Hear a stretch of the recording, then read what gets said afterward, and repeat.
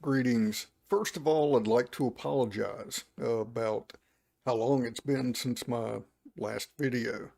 There's just been so much happening that keeping up with it all has taken and is still taking most of my time. But here we are, and I just want to do a quick one tonight about potential Democrat strategies in this election, the presidential election 2024. Um, to begin with, it's my opinion that the Democrats don't actually care if they lose. They just don't. Governing is hard. They're expected to actually do things. All the blame for everything that's happening justifiably lands on their plate. They don't like that. They're far more suited, it seems, to be the opposition party. Uh, that way they can blame everything on the Republicans and whoever the president happens to be. Um, Although this year it looks like barring him actually going to jail or something, it's probably going to be Trump. And they're more than happy to blame everything on him. Um, they've been doing it for, what, 9 years now? They've had some practice, but they this also explains why they're still all in for Biden, despite his historical unpopularity and his dismal prospects for actually winning a second term. There's no rational reason for them to still be putting Genocide Joe forward as their candidate, other than they don't care if they lose. They they don't care at all. It doesn't bother them. It's easier for them to snipe from the sidelines. It's easier for them to fundraise because they've got to take back this office and they've got to get more people in this body of the Congress. And it's just, it, it's less distractions. They can get back to the business of doing what their donors want because that's what they're there for. I mean, obviously, they're not there to serve the people, or they wouldn't be having all these problems. That said, I've been hearing a lot of buzz, rumors, whatever you want to call it, about the potential for swapping Joe out after the convention, or even at the convention, after he has actually been allotted the delegates, because that way they don't have to worry about an insurgent. They don't have to worry about a Dean Phillips or whoever coming in at the last minute and claiming victory. It will be Joe's nomination, and then they can just swap out whoever they want. And that is how they operate. Joe's only there because he was who they wanted. They arranged things. You know, Obama made those phone calls. Um, there was a lot of weird stuff happening with the primaries and caucuses, including that funky app that Sneaky Pete was connected to somehow. But anyway, you all remember that. They select their candidate, and that's what they want to. That's what they want to do this time. If this is the route they're going to select their candidate. they're going to bypass the voters entirely. Now, who they would put in there is another open question. My feeling is they would prefer Gavin Newsom. That they seem to be teeing him up with uh, foreign visitations and like meeting with various dignitaries and things. It's like they were uh, getting him in the spotlight, getting people used to seeing him in that context. Of course, he went and ruined it a little bit when he ran over that kid on the basketball court, which may be why they stopped doing it. And we haven't seen that much of him recently, except like on talk shows or whatever. Um, but I think he's still their number one prospect. Of course, there's always Sneaky Pete himself. Um, they didn't give him a cabinet position for nothing. Uh, he's on that track also, but they don't really have anybody, I think, who could step in and save this election, the 2024 election, um, between the proxy war and the genocide and failing to live up to any of his promises, well, except the one he made to the donors that nothing would fundamentally change. He kept that one. But with everything that this administration has bungled and just completely failed at, I don't know if the Democrats can pull this one back out. That is a scenario, if they do swap Joe out for somebody else, where having Trump as an opponent may actually be a good thing for them, because just like in 2016, about the only person that Trump could beat was the person they decided to go with, Madam Hillary, the war criminal. Um, Biden is one of the few people that Trump could beat this time. Uh, they keep putting their weakest candidates up against Trump, and it's not working out well for them. You'd think they would learn, unless, oh yeah, they don't care if they lose. Keep coming back to that.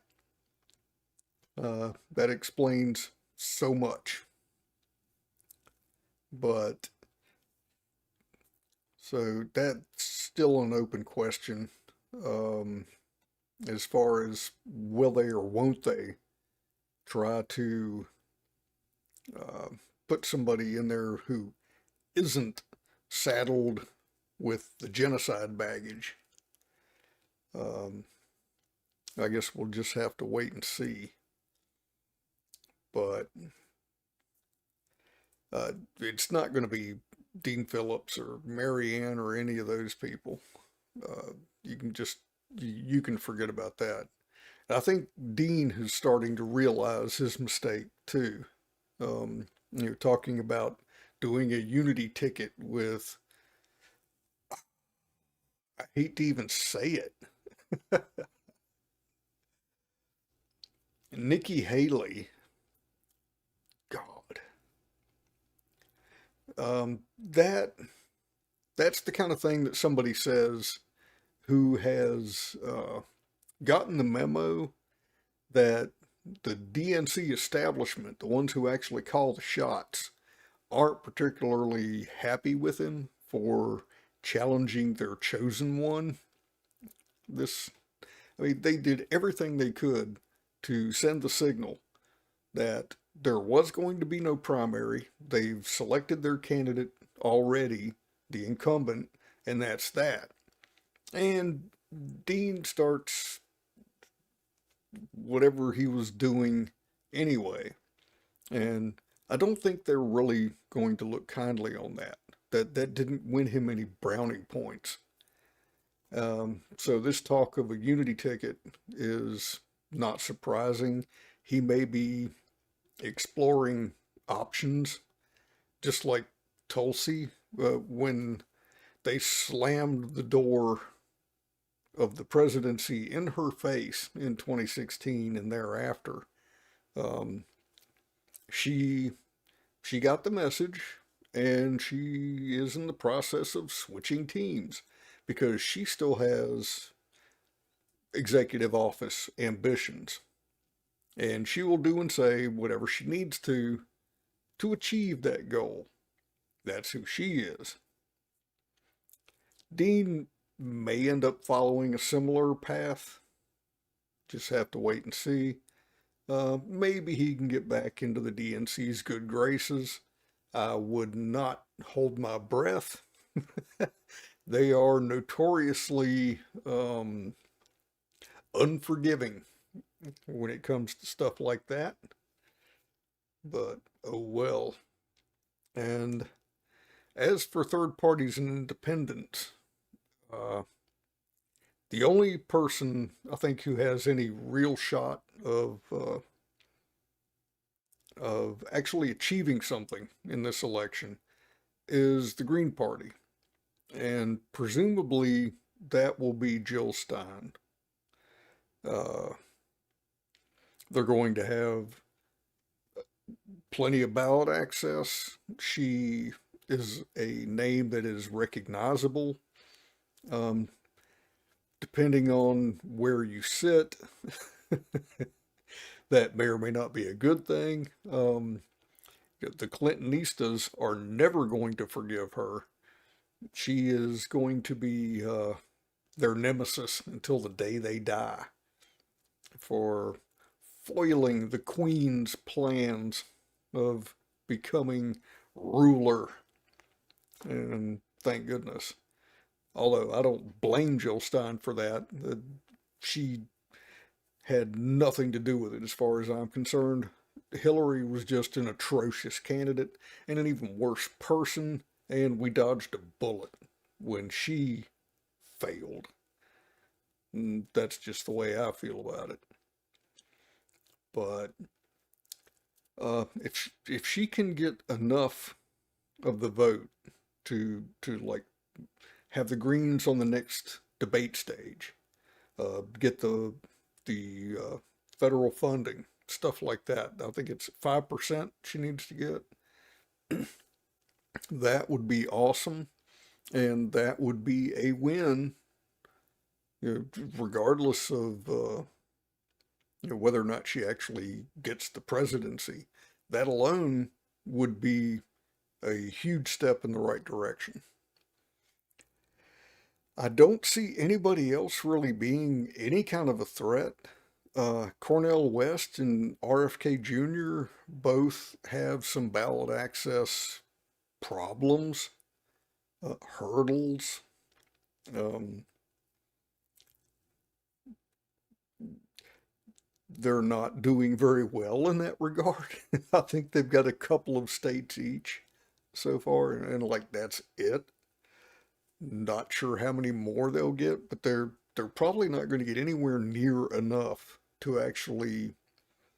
uh, to actually be a threat to winning enough delegates to even get the presidency. It's going to be an impossibility for them to actually be president. They're not going to be able to garner enough delegates. So um, I think the we'll be hearing a lot more about their effect as spoilers. I mean, the corporate media loves to ramble on about spoilers because then they don't have to admit that the duopolies candidates are crap, which is what they should be doing. But of course, they can't do that, or they wouldn't work in corporate media anymore.